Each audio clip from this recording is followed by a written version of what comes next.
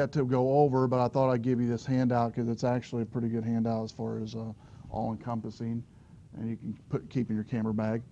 So some of these things it's going to go over. We've not covered as yet, but we will. ISO we have, like how much light is there, set the ISO. What letter do you use on the exposure dial? We went over that last week. Everybody had to set your exposure, your dial for your camera. What are on those dials? And we'll go over those tonight as well. What you see is not what you get, color and contrast. When should you not depend on the light meter? And what's the best focal length? And then, is the light good? What's the direction of light? How large is the light source? What color is the light? It goes over different settings here of different white balances to select that your camera might have. How much light is there? Reviewing aperture and shutter speed. Most of your cameras have a aperture and shutter speed mode as well, but whether you have a DSLR or you have a prosumer or open beginning level. Which letter do you use on the exposure mode dial?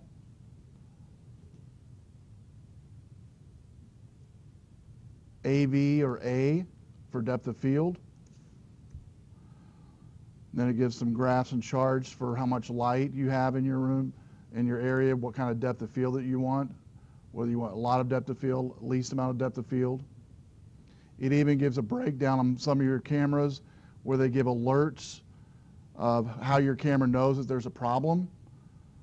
Most of your cameras will give you an alert like a blinking high or low link. This one actually tells you on the LCD screen you have too much light, too little light. Some of your cameras will not let you take a picture if it's too little light. How many has cameras like that? Too little light, are not able to take a picture. Blinking aperture number. This means that the aperture, if the light's too bright, select a smaller aperture. If it's too dim, select a physically larger aperture. And then finally the ISO. Some of yours does have ISO alerts as well. And then some of your cameras has the S or TV mode that we'll go over tonight. S or TV if motion is important. You've got freeze motion on some of your cameras, blur motion, reality. Intrudes again, as mentioned, it talks about the depth of field section. You can always do what you want to do. If the light is bright, you can slow the shutter speed. If it's dim, you can use faster shutter speed. Your camera will blink, and some of your cameras will let you override whatever warning signals they're giving you and let you go ahead and do what you want to do. We've already practiced changing the ISO this last week, so hopefully you have good experience with your camera on setting the ISO. It gives you some helps on that. And then in the camera shake area, it talks about, especially with slow shutter speed, the importance of a steady camera. And I like this section on what you see is not what you get. Color. It says light that appears white to our eyes may not look white in the photograph. To correct the color, we use white balance. And there's another difference between what the human eye sees and what the camera sees. Our eyes make up for like this room here. As soon as you walked into this room, your eyes adjusted to the light perfectly to see the monitor in front of you, everything around you. Your camera sees it differently. So you use such things as contrast in the scene. Cameras increase the contrast of the scene. For example, it says here, so let's say your subject's wearing a baseball hat in the sun. You can see his or her eyes, but in the photograph, totally dark when you actually get it back home. In contrast, light will be detrimental to your photograph, and I've said this the first couple weeks, I'll say it again. Light is actually the most important, that light and exposure you have on that photo. And when should you not depend on the light meter? There's a light meter inside your camera. It measures the brightness of the light of the room. It's actually somewhere around the front of your camera in the middle part, is most of your cameras will all have a light meter. Even a lot of your phones now have light meters. When you walk into a room that's dimly lit, it'll actually brighten up the screen. If you walk in a room that's brightly lit, it'll dim the screen. Your cameras have the same technology as well. And on these, for the light meter, You can do what's called overriding. First would be backlighting. When there's backlighting, such as a sunset behind a subject, you can add light that fills with the fill flash. Most of your cameras have what's a fill flash mode. If the subject's more in the distance, the flash won't reach it. Set the exposure to like a +1. Remember the exposure setting on your camera, most of yours is a plus and minus button.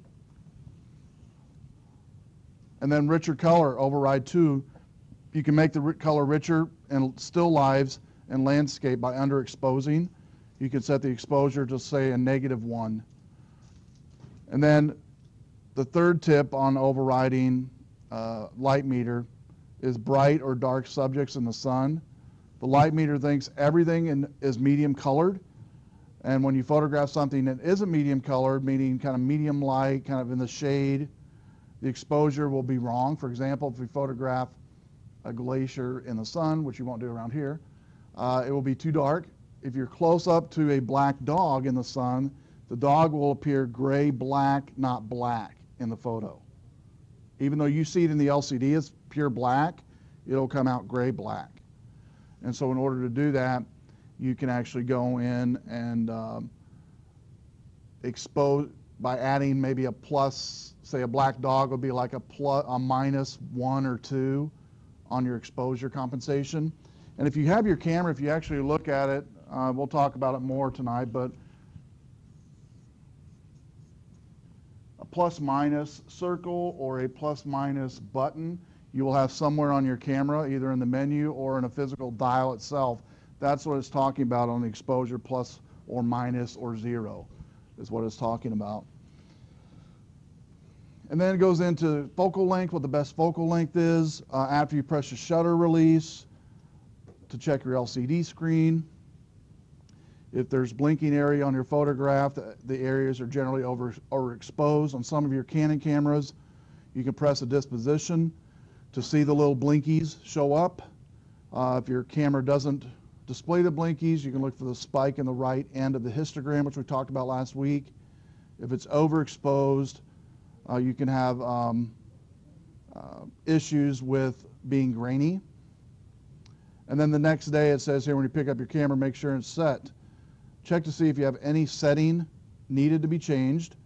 Let's say last night you photographed your friends around campfire. Today you don't want you're photographing your friend's wedding with campfire settings.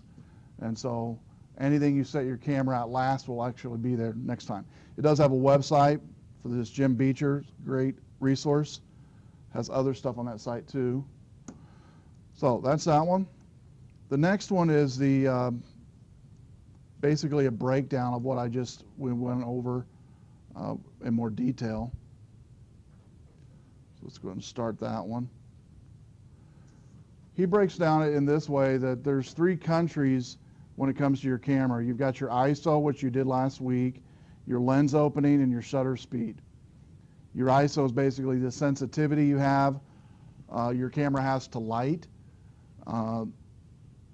Sensor in your camera is what records your photographs. I believe we talked the first few weeks, the misnomer that megapixels really make your picture, and it's not, it's your sensor that makes or breaks that picture. And basically the sensor can be turned down or up. If you're in sun, this is just a rough estimate, 100 to 200, shade 400, dim 800 to 3200, and then noise. As you increase ISO, the noise is also going to be increased of that photo. And noise would be graininess, pixelization, wrong colors, usually a pink or a green hue to your photos. And auto ISO, your cameras by default are going to be set to this, and the camera's light meter measures the brightness of the light and then sets the ISO accordingly if it's set to auto. And generally, and I've told you this, auto generally works pretty good on ISO unless you're in a setting that has long exposures or very dim light, which a lot of your indoor shots will have a very dim light, like in this room. and that's where you have to override it out of auto ISO into a manual ISO type of setting. The next two countries control what reaches the sensor, which is lens and shutter. The lens opening is the iris to your lens, and it's also called the aperture f-stop. Here are the major f-stops within an SLR: f4, f5, 6, 8, 11, 16, and 22. For most of your point and shoots, you'll have those f-stops there from f2 to f8. And then some of your other point and shoots will have maybe even fewer than that. Now, there are many times lens opening numbers in your camera. There's many more lens opening numbers in some of your cameras. Some of you have 20, 30, 40 different f-stops. And what it's going to differ is by a third of a stop between each one. So that's the first, is lens opening. The next that controls what hits the sensor is shutter speed. So we have ISO, lens opening, now shutter speed. The shutter speed consists of the blades that open and close. And here are the most used shutter speeds for both digital SLR and point and shoot, from 1/8 all the way to 1/1000th on a shutter speed seconds. And just like lens openings, there are many more shutter speeds on some of your cameras. And on your camera, the shutter speed differs by 1/3 per stop in between. So which one is which? Lens opening shutter speed can be confusing and may not be obvious when you first start playing with them. Your camera may display both a numerator or denominator of a shutter speed in fractions. Some of your camera goes into fractions on all of these. It does make it easy to tell whether it's shutter speed and lens openings if they don't have numbers or numerators in there. But if your camera doesn't display numerators, you can check your instruction manual, which I've asked you to download if you don't have a physical copy. And this is kind of a misnomer as well on shutter speed. Quote marks are full seconds in shutter speed. So 8 is 8 seconds, not 1/8 of a second. And some of your cameras can't go up that high on shutter speed, but some of them will go up into the seconds. So the bigger the number, the less light. When you change the lens opening and the shutter speed numbers, it's hard to understand what you're doing. In this illustration, it shows how more light or less light. And so shutter speed here, the tonal change represents how much light is passing through the lens when you're opening or shutting. So more light and less light as the shutter is being opened. So the longer that shutter speed is open, the more light is going to be coming in. But it actually could be a lower number for some of your cameras. And it probably will be because the f-stops. So basically, the bigger the number that you have, the smaller the opening, the smaller the number, the bigger opening when it comes to f-stops and aperture on most of your cameras. That's probably about the most difficult thing students have to learn for aperture, is that logic is reversed. And then some of your cameras do what's called an exposure mode dial. And in that exposure mode dial, in fact, all of yours for the most part will. There's some that do not, though. That's why I said most. Here's some letters you'll find on some of your cameras, and when you gave me your list last week, I found these on your cameras. P, A, A, V, S, and TV. Raise your hand if you have all of those letters on your camera. P, A, A, V, S, or TV. You have every one of them. How many has half of those? P, A, A, V, S, or TV. How many has one or two of those? Everybody should have one or two. Okay, all right? And so if you didn't raise your hand, see me after class, I will help you. All right? The first one's program, for P for program. This one is basically the camera sets the lens opening and the shutter speed for you. You set absolutely nothing. Okay? Some of your cameras, when you go into program mode, it actually has on the LCD a picture of what that program mode or the different program modes you might have. It might be, I don't know, portrait, sports, fireworks, whatever, as your program mode. On those modes, For program, it does everything for you, okay? Now, all of your cameras might not have the letter P, but all of them have, for the most part, this type of category. Program mode, meaning you have a subset of modes on your camera, then when you set your camera to that mode, it automatically goes to that mode for that shot to be taken without you doing anything. The lens opening, the shutter speed, ISO, everything's done. AV mode, the aperture priority. This one's actually sets the lens opening, and the camera sets the shutter speed. So you decide the lens opening, and then the camera does the shutter. S or TV, the shutter priority. You set the shutter speed, the camera sets the lens opening. When do you use each one? So if you want, you're going to use AV, the aperture, when you want depth of field. And remember, we talked about depth of field. That's where subject is clear and what's blurry. What's blurry on a depth of field? The background, right.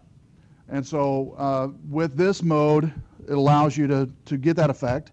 On the STV mode, when you have, say, kids in sports or you're taking action shots of a game, you would want your camera in this mode when motion's important. Because on this one, it allows you to set the shutter speed, the camera sets the lens opening accordingly. Next is the P mode, when depth of field and motion are not important and you want the camera to do all the work. Again, that's where it goes to the fireworks settings. As you're on the 4th of July, you've got your camera in your bag, you're trying to have fun with your family. There are settings on your camera. Specifically, almost all your cameras will have what's called a fireworks mode. Now, on that fireworks mode, it does tell you when you turn your camera to that, what? Some of you have played with your camera hopefully last week and seen this. When you turn your camera to anything, say dark mode or fireworks mode, what does it recommend that you do? What was it? Flash would be one, and it should do that for you automatically, but what else? Remember we talked about taking photos in dark, where the shutter's open long? Yes? Tripod. Thank you. So tripod is definitely going to be recommended in those type of modes because it's a dark scene and the light's not there to make up for the dark scene, and so longer shutter speed is going to take control of the flash, but you need to keep it steady. P mode. Now let's look at the depth of field and motion. Depth of field is basically how much is acceptable in focus. Let's say you focus only on the middle part of a flower and you want the middle of the flower to be very sharp, and you want the entire flower or the entire flower to be acceptably sharp. So in this one, you have to decide on depth of field how you want the depth of field to be. What part of the image do you want to be clear? What part do you want to be blurred? And experimenting with it can take time. And usually with depth of field shots, you'd have time to play with, hopefully. It's not, minute shots, got to get it. Most depth of field shots, you have time to take it, so you can play around with your settings on depth of field to make sure that the depth of field is appropriate for that. And again, for depth of field, you're dealing with A or AV, which would be the aperture mode. Will there be enough depth of field so the entire flower is acceptably sharp? Depth of field is determined by two factors, the lens opening and how close the subject is to the camera itself. When we do the lab on the macro lab, I tell students to get the camera physically right next to the subject. The plant, the insect, whatever it is you're taking a macro shot of, and then slowly back out. And literally on a macro, you might only be inches from the object when you finally take it. Okay, so that lens is very close. And the closer you are to the object, the more depth of field you get, especially when it comes to macros. Okay? Depth of field is, again, lens opening, distance of subject.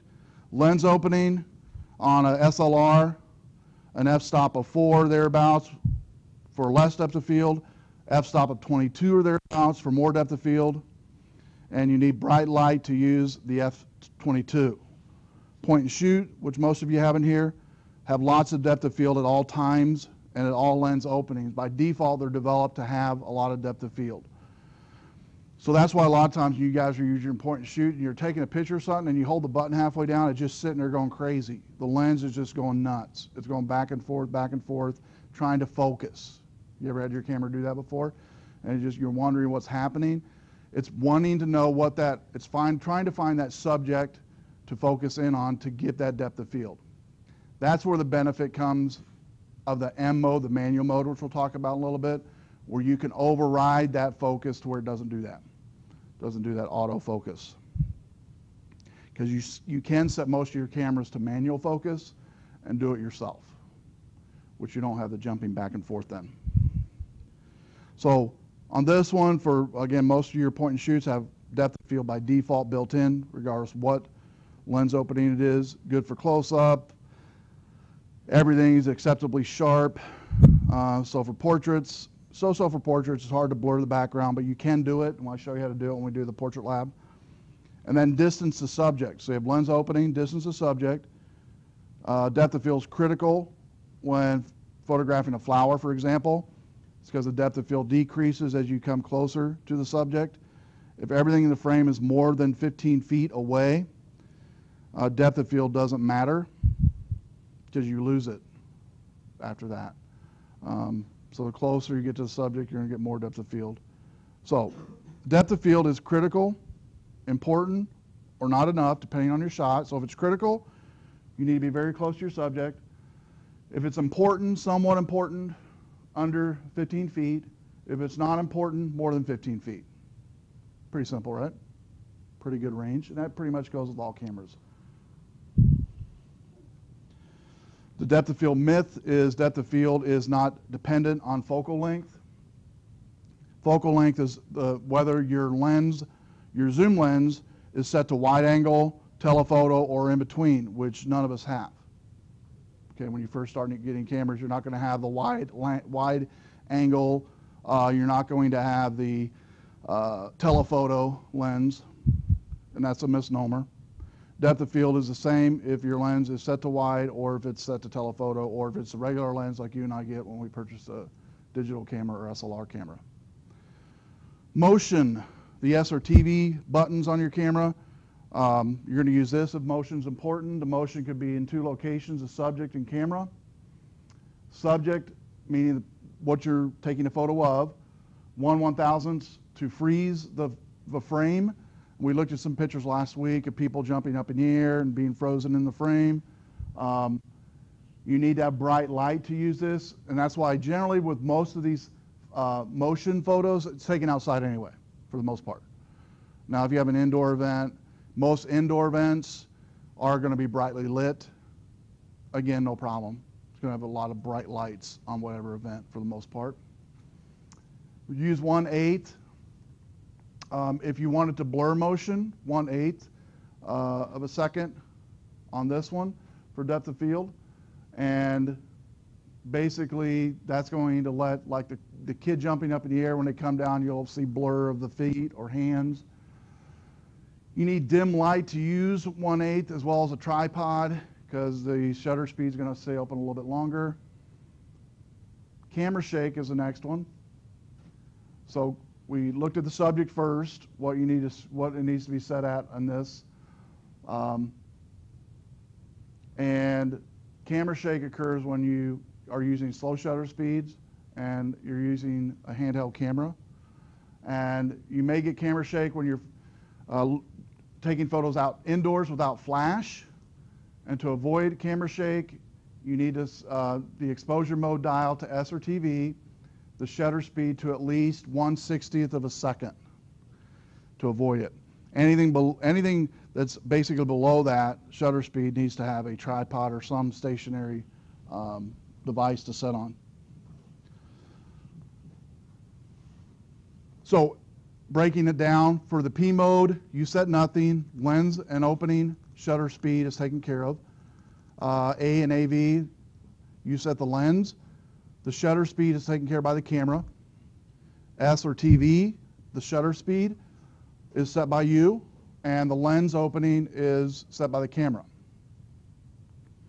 You use P, AV, or STV when A or AV, you want depth and field. S or TV, motion is important. P, the above are not important. And again, on the P, your cameras, some of your cameras might not have actually the letter P. It might say program. That's P. That's what it means. Or it might say themes, or it might say, I don't know. Anybody have anything different than that? Program, themes. That's the two I can think of off the top of my head. Can't remember from last week. Some of you guys had different ones maybe than that. Scenes, was that one? Scenes. Yeah. How many has scenes on their camera? Scenes. That's program mode 2. So note here, when you use P, AV, A or AV, S or TV, you're not changing the brightness of the photograph. Let's say you're experimenting with the depth of field. You set the exposure mode to AV for depth of field. You take the photographs at these incremental f-stops. The depth of field changes in these 6 photos. The brightness stays the same. Make sense? So even though you're changing, in this example, you're using the aperture mode for a depth of field shot, and you change the f-stops accordingly for the lens opening, it's going to go ahead and keep the brightness the same. Your light hasn't changed. That's because when you change the lens opening, the camera changes shutter speed to compensate. So every step forward you do with lens opening, the camera steps back in shutter speed. The amount of light reaching the sensor stays the same because the camera adjusts it for you in this mode. Okay, I just want to recap on that one. So anytime you're in the AAV mode and you mess with the lens opening, it's automatically changing that shutter speed accordingly to where the light's always going to be the same. Not going to change the light. So if you change the lens opening from, say, an f-stop 4 to a 5.6, the camera changes the shutter speed from 1/125th to 1/60th to compensate. No changes in brightness. Kind of difficult to understand, but that's just how it works for aperture mode. That's why manual mode helps a lot. Visualization, the next 3 cards basically give what I've already given you, the 2-page handout there, a little bit, but it goes into more detail. First is ISO, then lens opening, then shutter speed. Let's look at the first one, which is ISO. Okay, so if you're basically a sunny day, 100 to 200. Shade or cloudy, 400. Dim with no flash, 800 to 3200. And again, some of your cameras will not go all the way up to 3200. Some of your cameras might only go up to, I don't know, 300 or 600 possibly. So you would, in your dim situation for your cameras, you would set it at the highest possible that you could. And the SLR camera lens opening are black, and point and shoot cameras lens opening are gray in this example here. And basically what you're looking at here is the differences in f-stops between the 2 types of cameras.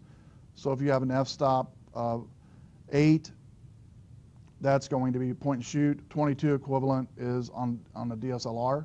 All the way to an f-stop of 2 for point and shoot would be 4 on a DSLR. So if you had a bright scene, you'd want the f-stop to be higher for both, whether you have DSLR or point and shoot. If it's a dim scene, lower. Okay? If the amount of light in the scene is fairly good, you're going to have kind of a medium shot of light, anywhere in between f8 for an SLR and an f2.8 for a point and shoot usually is what you're going to stick at in good lighting. Lens opening. Lens opening, I know you kind of have to turn your head a little bit on this, but basically on the top is dim, bottom is bright. If it's dim for lens opening, 1/8, all the way to bright, 1/1000th. So the brighter it is, the faster the lens opening. Make sense? So you don't want as much light coming in, the brighter it is. Now also just note the very top there on the right side where it says blurred, moving, subject when you get to the dim, because it's slower shutter speed, remember? If it's slower shutter speed, you have the chance, or not the chance, it will happen. You'll have camera shake, so you need to put it on tripod. Now, depending on how much coffee you've had that day, it could be worse than other days. Or, you know, some of your hands, you don't, maybe none of you drink, maybe some of you do not drink coffee, but you have a natural, if you just hold your hand out right now, I always have students do this, go ahead and hold your hand out right now, just between you and yourself, and just set it there for like 3 seconds. I'll count in just a second, but go ahead and hold it out. And because most students don't know how much shake they have if they have any. You might not have any. But I want everybody to hold your hand out just like this. Hold it out just like this in front of you. Okay? And I'm going to count to 3. And I want you to notice not just your hand, but your fingers even. See if they shake at all. Ready? Just look at your hand. Don't look at me. You ready? 1, 2, 3. Look at it.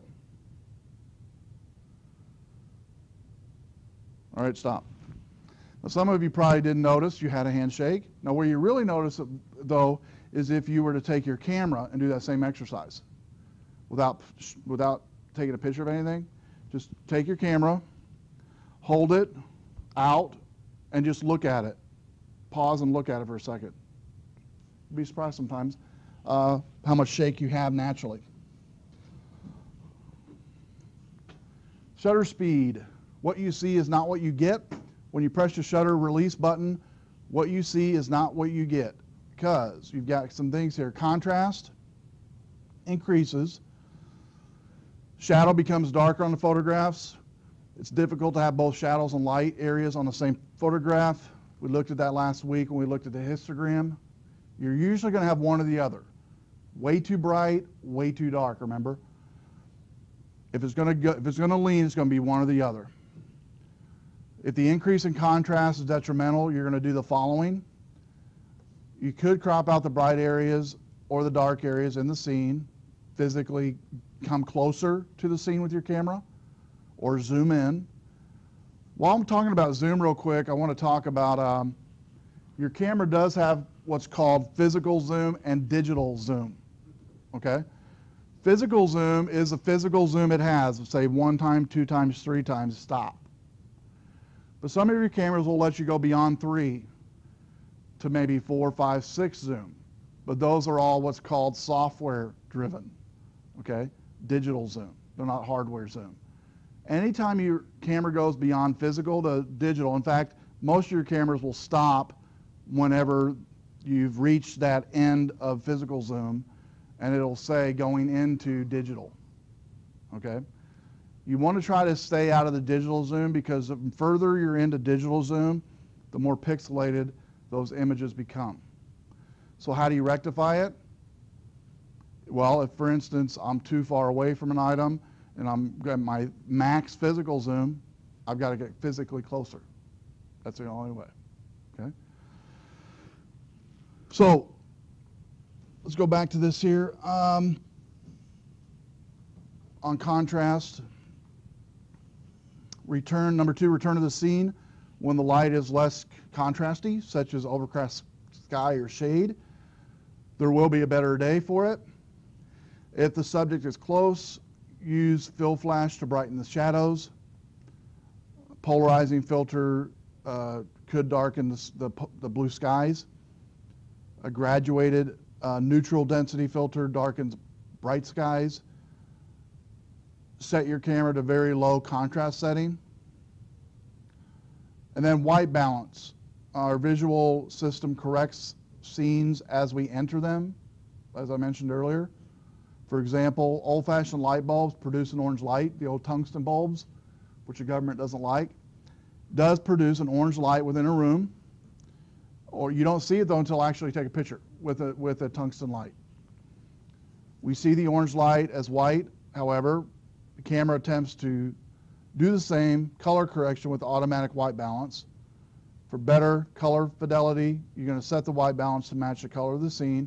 Now, most of your cameras do have, because I looked at most of them that had issues with this last week, if it didn't have a white balance, auto manual white balance, most all of yours will have an auto white balance of some type, okay? And you can match it as close as possible to that area, whether it be bright light, most of your white balances will have a setting for fluorescent, on and on. So here's some of the settings your white balance could have. Auto white balance, sun, shady, cloudy, tungsten, incandescent, fluorescent, flash, and custom. Well, let's look at the color now of these. For daylight, sun. For shady, this reduces a cyan, blue, or green that's in a shade area. Cloudy reduces a blue that's in a cloudy sky. Tungsten reduces orange that comes from a tungsten incandescent. I'm sorry, these are old-fashioned bulbs, orange light. Fluorescent are the ones like we have in here. Reduces a green light. Flash reduces a blue light. And then custom, basically we'll learn how to do that this semester, where you take basically a white piece of paper and do a custom white balance on your camera, for those of you that let your camera let you do that. Now, exposure compensation, when you do press your button halfway down, I talked about this last week, on the shutter release, the light meter in your camera measures the light and the exposure is set for exposure compensation. You're going to use exposure compensation to change the brightness of the photograph. You're going to look for that plus minus button to do this. And again, some on your camera, most of your cameras will have that. On your SLRs, it might be a dial on the right or a button. On your point and shoots, it could be actually in the actual LCD. What does the plus do? Glad you asked. It's a positive value that makes the photograph brighter. Pretty simple on this one. Try plus when the subject is backlit and is a silhouette. Use fill flash when the subject's within about 15 feet instead of exposure compensation. So if you have a subject who does have a silhouette type of thing you're looking at, you can actually use a fill flash, which would be better than doing exposure compensation. By using fill flash, the background won't be washed out as it would if you use exposure compensation. Photographing white subjects in the sun, such as a snow. It could be a white polar bear, it could be a white dog, a white rocks, whatever, snowman. You could try it on the plus side between 1 and 2. The minus, it's a negative value that makes the photograph darker. You try the minus when you want richer colors. Photographing dark subjects in the sun, such as a black Labrador dog. This one you would do a negative between 1 and 3. So, exposure compensation summary, you've got -2 all the way to +2. And -2 and 1 is going to be richer color. If you have like a black dog, it's in the sun, that'd be some examples. +1, +2, you have snow, a lot of backlighting. And example here on the next card, we're going to look at 3 photographs taken as a ballerina, different brightness levels. And then your middle photograph we'll look at, which 0 is normal. Top photograph is -1. So let's look at these real quick. All right. So we have a ballerina at the bottom. +1 is brighter, 0 is normal brightness, and -1 is darker. -1's half the light, 0 is normal brightness, +1 double the light.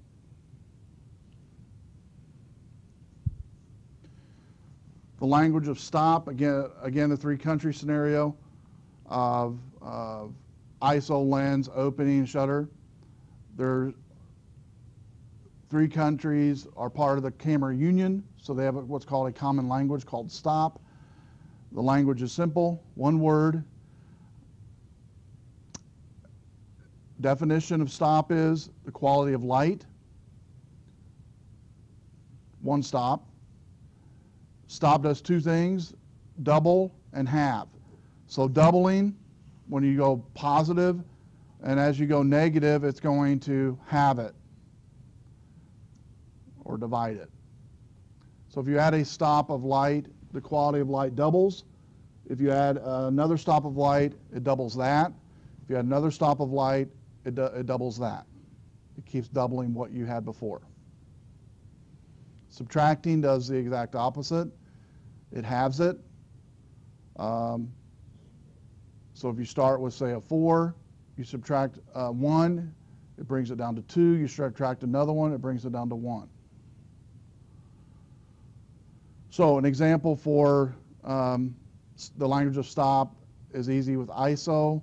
So if you have an ISO of 100 to 200, doubles the sensitivity. 200 to 400 doubles the sensitivity. 400 to 800 doubles sensitivity. Taking it back now, 800 to 400 halves it. 400 to 200 halves it. 200 to 100 halves it. For lens, same concept, except it's reverse because we're dealing with the aperture, which smaller number means larger opening, larger number means smaller opening. Shutter speed, same.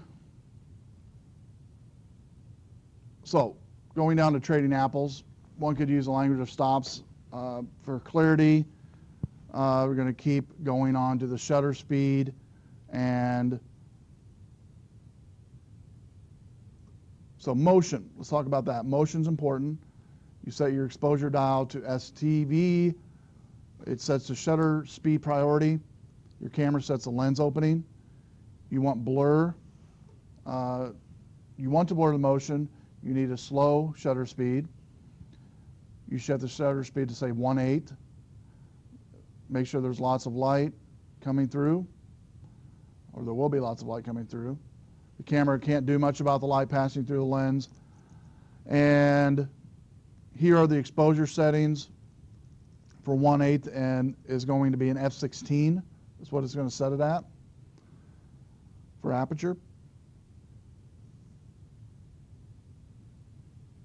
So it says here there's 5 apples of light that are going through the shutter speed, and above and to the right, 1 apple of light is passing through the physically small lens opening. And it says here there's 6 apples of light, 5 apples of light went through the shutter speed, 1 apple of light passed through the lens opening. So you'll notice here the blur is going to actually be more, and you're really not going to tell much of a difference between a 1/8 and f/16. 1/8 actually is going to give you, with the shutter priority, it's going to give you an f-stop of 16, which is going to give a lot of blur to that image. Ballerina is way too blurry. You're going to select a faster shutter speed. So maybe bump it up from old setting of 1/8 to 115. Go from that to maybe 130. Changes the f-stop to f8. Still 160. F-stop of 5.6 the camera sets it at. F-stop of 125. F4 is what the camera looks at. And you'll notice as we're going here, the blurriness is getting less blurry. So from top left to bottom right, you'll notice as the shutter speed has changed, the blurriness has gone away as well. Okay? You change the shutter speed, so the amount of blur changes. The amount of blur will change in the photograph. The sensor also is the same amount of light in every photograph, even though we changed the exposure settings were changed. That's because when you change the shutter speed, the camera compensates for the change by changing the lens opening. So you'll notice every time the shutter speed is changed, the f-stop is changed as well to compensate. So the lighting's all the same. This just gives a deep, Apple's example of that. Okay, finally, checklist. When you're going into your battery or your camera to take somewhere to take a photo, it actually has a checklist on this, page 32, but you also, I believe, have one on your handout.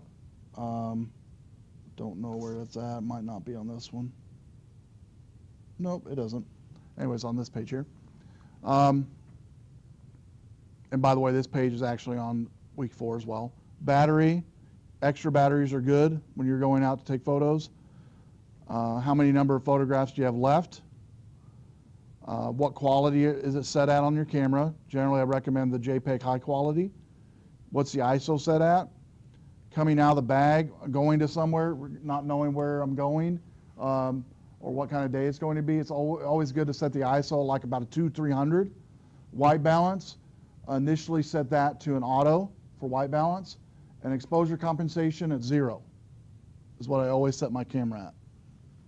And always have, as much as possible, an extra battery or two, because they do die quickly, especially if you're taking a lot of photos. And also, it's not in the mix here, is an extra SD card or two thrown there as well in your camera bag.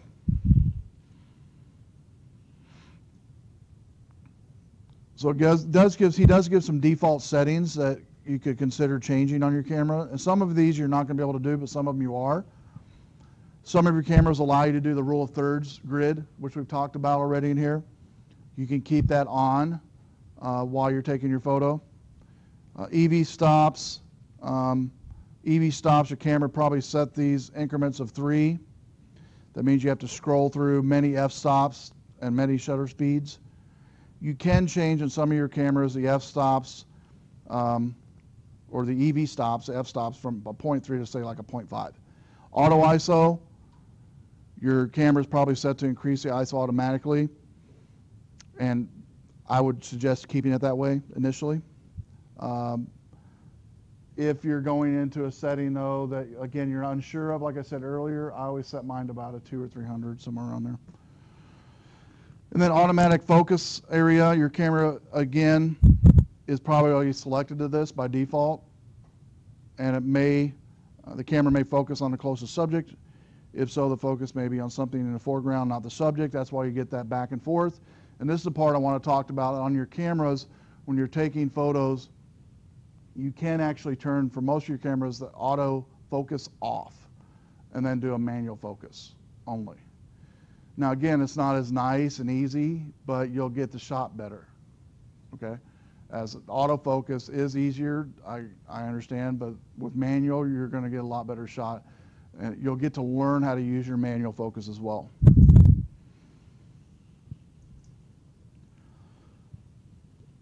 Some of your cameras have what's called a matrix metering, and we've talked about this already, but it gives some examples of some of them, like Nikon has a called matrix, Canon evaluative metering, or some of your cameras have similar ones. Basically on this page I want to just note towards the bottom where it says the center weighted metering, that's the one I recommend having it on all the time by default. And that one's going to serve your purpose for the most part for most of your shots.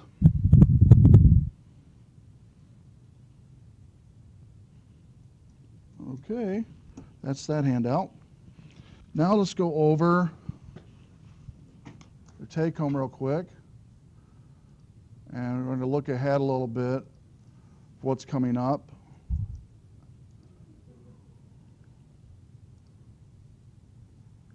Okay. All right. It's got a folder here called Create Contact Sheet, iPhoto or Picasa. I believe I told you guys I recommend having you guys download Picasa at home. Hopefully you've done that. If you've not done that, now would be a good time. This week would be a good time to do that because you're going to be creating contact sheets, and we'll actually be doing a contact sheet in class beginning of next Tuesday using iPhoto. But follow the steps on Picasa. It's real easy to create a contact sheet in Picasa. And so the assignment is ISO photo assignment, take home for next week. Pretty simple. Basically, you're going to do 10 settings on this one, 30 photos. And each setting, I want to see 3 different ISO settings, like you're at the Cherryville Mall, 80, 100, 300. And I would like you to keep the settings pretty much the same in your ISO. And so 10 settings, 3 photos apiece, total of 30 photos. Once you're through, I say here on number 1, connect your camera to computer. at home or school prior to class. Next week, import your photos. I recommend doing these at home since you have a whole week to do this. Rename your photos with the below naming convention we'll look at in a second. Save it to a folder on your desktop maybe called ISO. And here's the naming convention: place, lighting, ISO setting, and that's it. Abbreviations for lighting: sunny is S, cloudy is C, indoor bright, IB, indoor dark, ID. So an example of, say, on the mall IB 200. It was in the mall, indoor bright lights, and 200 ISO. Make sense? So wherever you're at, name, whatever place it is, you can name it, the light abbreviation, and the ISO setting. Then you'll create a contact sheet from those 30 photos. We will actually do that in class next week, but that doesn't mean you can't practice with Picasa at home. You already have 30 photos at home already, and practice doing this. We'll do this first thing coming in, but again, I would recommend, and you're not going to have to turn in the Picasa version, you're going to turn in the iPhoto version, but I know most of you don't have iPhoto at home, so it's probably a good idea to do the Picasa at home.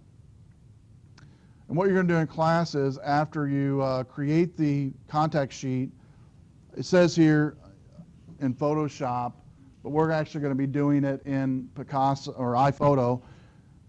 On the Macs, and I think on Windows now, it allows you to do this too. In Adobe Reader, it allows you to circle items or highlight items on Windows as well. We're going to circle pictures, one picture from each of the 10 settings that has the best lighting exposure in your mind. And we're actually going to look at these photos in class next week. So when you come to class next week, you'll already have your photos uploaded to your photo site. And let's go ahead and name it. I don't have it on here. Well, I think I told you this last week. We're just going to do the week number folders. It's fine, week number sets. We'll just do week 4 for this set in your photo site. So you'll come to class, already have the 30 photos. Now, you could download the photos when you get here, but it's going to be easier to have them either on your camera or USB drive when you come to class. I suggest doing that. Because what we're going to do is create the contact sheet. You'll circle the ones you like, print it out, and then I will collect those, and we'll use the color printer for this one. And then we will look at your photos online and see how everybody did, and answer any questions you had, some of your experiences with ISO, good, bad, ugly, some tips you learned about your ISO settings on your camera, what you didn't know, stuff like that. And so we'll get some feedback from you. So you might kind of keep some copious notes while you're doing this on your ISO settings, especially when what I'd like you to look for is when you're doing this, and I think I told you this already, how sometimes your LCD monitor on your camera, the picture looks worse than it actually looks like, maybe even like on your monitor when you get it to your computer, and definitely even worse when you print it out. Pictures that surprised you. So you took a picture on the mall maybe, or in the store somewhere, or you're around the town with your family, and you thought for sure one of the photos you took not so great, but when you got it home and put it on your computer, it might have been the best one. So stuff like that. Maybe even look for surprises on ISO settings where you thought, well, I was wanting to use say a 300 ISO in here, but it looked like the 100 ISO looked better, whatever, stuff like that. And so be thinking of stuff like that while you're doing this. So that's the ISO setting. Take home. I do want to go back and look at real quick the contact sheet one, kind of go over it with you. The one that says, and I'm in the create contact sheet folder, create contact sheet using Picasa. I'm going to open that up real quick. How many has Picasa already installed? Okay, so if you didn't raise your hand, get it installed this week. All right, definitely get it installed. You will definitely use it. But basically, it just goes over how to create a contact sheet in Picasa, from ehow.com. It's real short and sweet how to do it. You basically, and one of the things I like about Picasa is it manages your photos easily by date. You can also tag them. You can also upload them to Facebook easily. Everything's built in. You can even upload, they even have plugins for all these other places you can, other things you can do with it. Create, calendars of your own and, cards, Christmas cards, all that good stuff. But basically, when you plug your camera into your computer that has Picasa, it'll automatically begin bringing the pictures in. And you click the import button. And once they're imported, you do have the ability to, once they're imported in Picasa, to create what's called groups. You create a group in Picasa, which would be the photo album, which you could say week 4 if you wanted to. But once you've created and imported those pictures, you can then hit the Shift key and select all the pictures that you'd like to have in your contact sheet. So Shift, select, Shift, and keep the Shift key pressed while you're selecting the images. Then you click the collage button, and you select the type contact sheet. You choose where you want to save it. And it should save it, I believe, as a JPEG. It used to, the last version. If it does save it as a PDF, that's fine. But if it saves it as a JPEG, that's fine too. All right? And on number 6, it says to print it. You don't have to do that unless you want to for your images. Now, I told you already how I do my images. You don't have to do them this way. I do strongly suggest archiving your images. So, you say, well, I got a new computer. I'm not going to have a problem losing anything. I don't have to worry about my computer crashing or something happening to it. Don't ever say that. All right? That's when everything crashes and you lose everything. So back up your pictures. It literally takes minutes to do, and you can do it yourself on a CD, DVD. It's not good enough to just have them uploaded to your website. You have to have it on an external, because when you guys upload them to Flickr, it only uploads a portion of that picture to make it the web-enabled portion. It converts it, uploads it. You do not have the full quality version up there. All right. So always a good idea to archive. Either you're on your own. You can, I believe, even within Picasa, it does have the ability to back up your pictures onto a CD or DVD. You can do that as well if you wanted to. It has this built-in DVD creator in iPicasa. So if you're not familiar and savvy with burning anything on your computer with a DVD or CD, it'll basically do that for you. All you have to do is put a blank CDR or DVD-R into your computer, and it'll do the rest and walk you through it. So definitely archive your pictures, back them up periodically. And when you do the lab, if you do need any help or questions, definitely email me as always. Any questions about the lab, the ISO lab? Nada? Okay. Well, it's around 9 o'clock. You guys can go and begin taking your ISO photos. If you have any questions about anything, come see me. I do have all the grades updated as of yesterday, so if you turned anything in today, it's not been graded as yet. I had a few things folks were missing, but for the most part, everybody had everything turned in already. And so I am looking at everybody's photos, by the way, on your website. Doing a good job. It looks like you're doing a great job on the sets and the uploading. And if you have any questions on any of that, you can come and see me. Otherwise, have a great week, and then see everybody next week.